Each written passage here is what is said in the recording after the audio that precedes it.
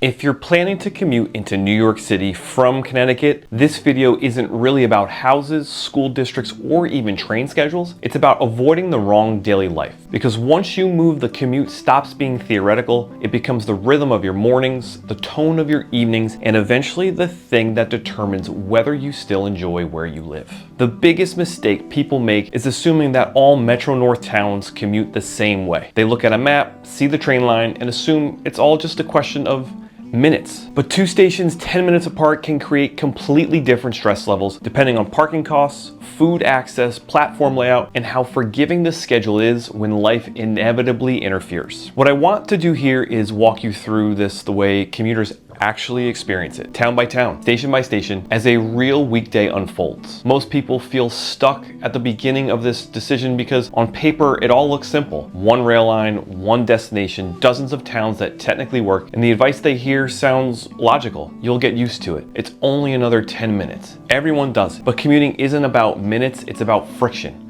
It's about how many small obstacles you deal with before you even sit down on the train and how tired you are by the time you walk back in the door at night. Those small things compound twice a day, every weekday. What most people don't realize is that friction doesn't announce itself loudly, doesn't show up as a crisis in the first month. It shows up quietly, in moments you don't think to plan for. It's the difference between pulling into a lot knowing you'll get a space versus circling while watching the clock. It's stepping onto a train and finding a seat versus standing in the aisle already drained before the day has even started. It's missing a train by 30 seconds and realizing the next one adds another half hour to your return home. None of these moments feel dramatic on their own, but over time they shape your patience, your energy, and how you feel about the place you choose to live. That's why this decision isn't just about commute time, it's about how much friction you're willing to absorb day after day without it spilling into the rest of your life. Let's start in Greenwich because this is where many people assume the commute is easiest. Greenwich has 4 stations: Greenwich, Riverside, Cobb, and Old Greenwich. Parking at all 4 stations is $7 a day. The train ride itself is fast by Connecticut standards, often 50 to 60 minutes on an express, but what your morning feels like depends entirely on which station you use. At the main Greenwich station, mornings are busy and efficient. You're pulling into a large lot, moving quickly, and there's very little margin for error. You can grab a coffee at Starbucks across from the station or at Dunkin', but you're doing it with purpose. Riverside now feels slightly calmer while still offering strong express options. Cobb and Old Greenwich are quieter and more residential with fewer options but simpler platforms. In Greenwich, you're paying for speed and proximity, and the expectation is that your routine is tight. This is also where a lot of people pause because Greenwich and Stamford don't just represent 2 different commutes. They represent 2 very different entry points into Fairfield County. Greenwich is polished, established, and undeniably wealthy. People choose it because they want that environment and because the price of entry filters for a very specific experience. You're buying into consistency, aesthetics, and a certain standard of daily life. Stamford, by contrast, is often the first place people look when they want access to this rail line without commuting to that level of cost. It's one of the few places in Connecticut where you can find everything from a $200,000 condo to a multi-million-dollar waterfront home in the same city. And that range is exactly why Stamford works for so many people. What matters is how that real estate decision interacts with the commute. Greenwich expects precision and efficiency. Stamford absorbs variety. Neither is better, but they ask very different things of you every single day. When you move north to Stamford, the feeling changes immediately. Stamford has 3 stations: the Stamford Transportation Center, Glenbrook, and Springdale. At the Stamford Transportation Center, 24-hour parking is $16 per day, paid by cash card or app. Monthly permits on the upper levels run about $80 per month for residents and $90 for non-residents. The commute is usually around 55 to 65 minutes. What defines the transportation center isn't cost efficiency, it's flexibility. Trains come constantly. If you miss one, you're frustrated, but not panicked. You can grab a coffee inside the station at Dunkin' or walk to a nearby Starbucks, and that margin for error is what many daily commuters value most. most. Glenbrook and Springdale feel very different. Parking at both is $5 per day or $50 per month for resident permits. These stations are quieter and more residential, with fewer trains and fewer people, but much easier parking and lower daily costs. Most commuters grab coffee before arriving or stop on the drive in. Stamford, taken as a whole, is a margin for error commute. You're choosing flexibility over perfection. In New Canaan, the commute feels quieter and more structured. There are two stations, New Canaan and Talmadge Hill, both on the branch line, and parking is a flat $6 a day. Your commute includes a transfer, and a total travel time is around 65 to 70 minutes. At the main New Canaan station, the morning often starts on foot, walking through town and grabbing coffee at Dunkin' or another early opening spot before boarding. Talmadge Hill is more stripped down, with minimal amenities and a very calm platform. New Canaan is a routine-driven commute. It works beautifully if you value predictability and order, but it's not flexible when something goes wrong. In Darien, there are two stations, Darien and Norotan Heights, with parking typically around $5 to $6 a day. Commute time is about 65 minutes. Mornings here are busy but familiar. People settle into patterns quickly, and the platforms fill up early. Coffee options like Dunkin' and nearby Starbucks locations are reliable, but timing matters. Darien is for people who like consistency and don't mind sharing the same daily rhythm with a lot of other commuters. Norwalk offers more variation than most towns. There are three stations, South Norwalk, East Norwalk, and Rowayton. Parking ranges roughly from $8 to $14 a day, depending on the station. South Norwalk is the most flexible, with frequent trains and easy access to Dunkin' and Starbucks nearby, and East Norwalk is quieter and cheaper, but with fewer amenities. Rowayton is small and charming, but limited. So Norwalk gives you options, but you need to be intentional about which station you're commuting to, because they feel very different day to day. There's also a part of this commute that rarely gets talked about because it doesn't show up on a train schedule, and that's everything that happens before you ever reach the platform. The drive to the station, the timing around school drop-offs, the morning traffic patterns, and the way all of that changes depending on the season. In the summer, almost every commute feels manageable. Mornings are bright, roads are clear, and leaving the house a few minutes late doesn't feel catastrophic. But in the winter, the same drive can feel very different. Darkness, rain, snow, and tighter margins all add weight to the routine. A 5-minute delay leaving the house can mean missing the train entirely, and once that happens, the cost isn't just time, it's frustration that carries through the rest of the day. This is also where people tend to underestimate the total time commitment. A 65-minute train ride doesn't mean a 65-minute commute. It often means time in the car, time parking, time walking, time waiting, and then the ride itself. And at the end of the day, you reverse all of it when you're already tired. Over time, that hidden hour on either side of the train matters just as much as what happens once you're seated. When people say they didn't realize how demanding the commute would feel, this is usually what they're describing. In Wilton, the equation changes again. Wilton and Cannondale stations both offer free parking. The commute runs about 75 minutes with the branch line transfer. There's very little right by the station itself, so most people grab coffee near home before driving in. Wilton is calm and rural, and while the days are longer, the mornings are often less stressful. You're paying with time, not money. Ridgefield commuters typically use the Branchville station. Parking is $5 a day, and the commute often stretches to 85 or 90 minutes. There's limited food at the station, so planning ahead matters to commuters. Ridgefield is a lifestyle first choice. It can work extremely well for people with hybrid schedules or those who truly value space and quiet over shorter days. This is also the point where it's worth talking honestly about sustainability. Long commutes don't usually fail all at once. They wear people down slowly. What feels manageable in the first 6 months can feel very different after a few years, especially as careers evolve,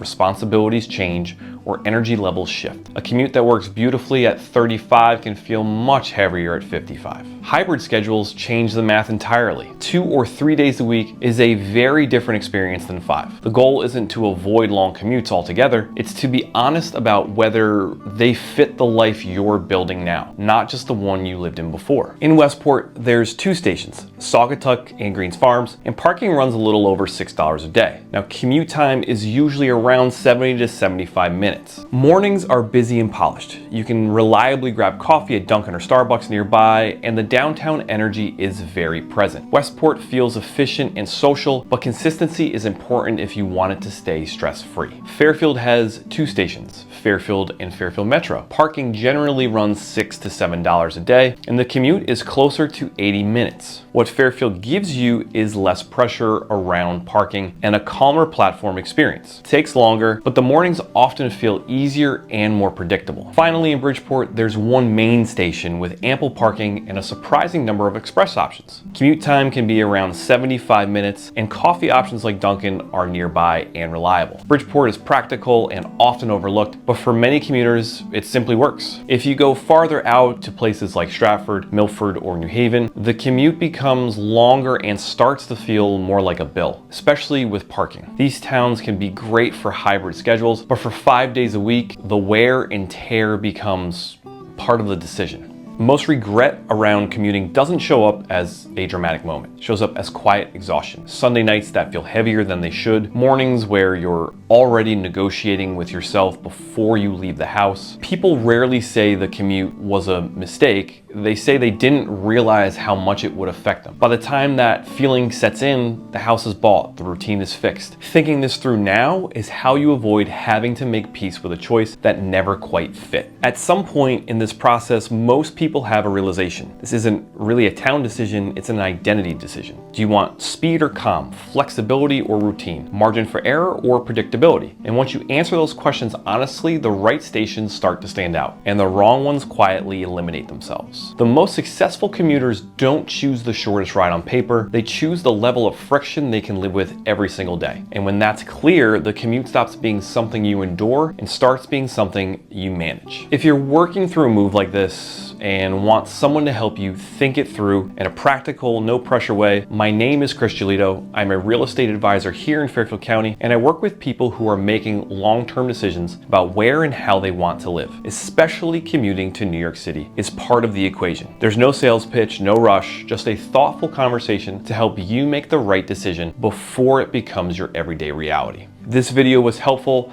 I'd really encourage you to subscribe to this channel. I put these videos together to give you a clear, honest context around Connecticut towns, lifestyles, and trade-offs, the kind of information most people only figure out after they've already moved. And before you go, I'd love to hear from you in the comments. When you picture this commute, what feels hardest to live with long-term? The mornings, the evenings, or the lack of flexibility when something doesn't go exactly as planned? I look forward to seeing you in the next video.